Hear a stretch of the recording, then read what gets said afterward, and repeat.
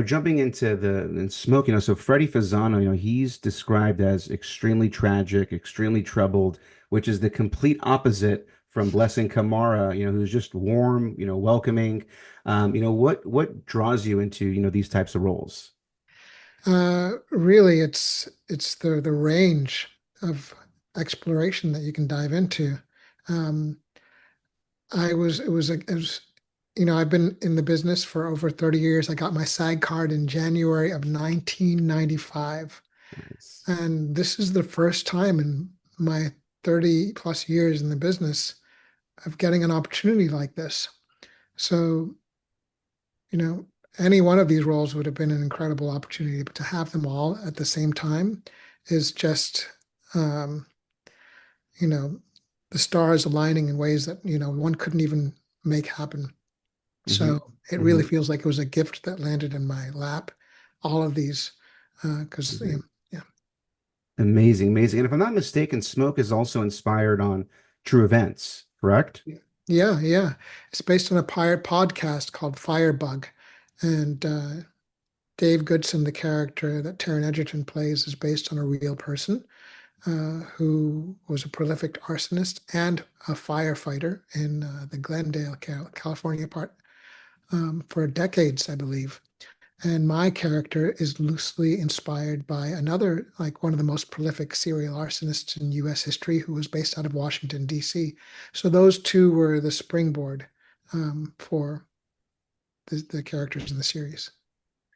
Do you have to draw from, personal experience, or is it just more imagination, research, and preparation to kind of get into these roles?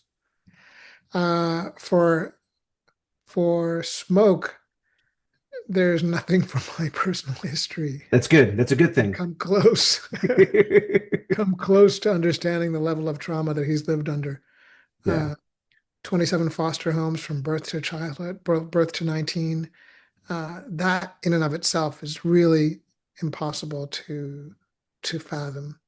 And rather than thinking I could even come close to understanding that, I just let my imagination go in terms of what that possibly could mean, and what that would, how that my imagination would sort of run free with the text that was at hand, and not really trying to build like a backstory of like what his childhood was like, because there's no way I could even fathom what it would be like to live in 27 foster homes from birth till 19. It's just really, I mean, we should take a moment of silence to think Yeah, about the folks who've had to um, absolutely. survive in those settings. And the toll it must take. Some survive and thrive, I'm sure. Others turn out like Freddie, you know. Yeah. And then for Blessing Kamara, it was really, I mean, I've had a chance to visit and interact with former with folks from Sierra Leone. I'd visited Sierra Leone.